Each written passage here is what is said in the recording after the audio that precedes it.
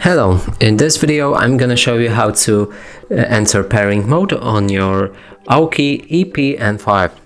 So right here I have a case, inside there's these headphones, and here's my phone, and the Bluetooth is enabled, and that way you can see available devices right here. So in order to enter the pairing mode, these need to be charged, and then simply open the case like that. You can search for available devices again, and right here there should be Aukey EP-N5. Click on it,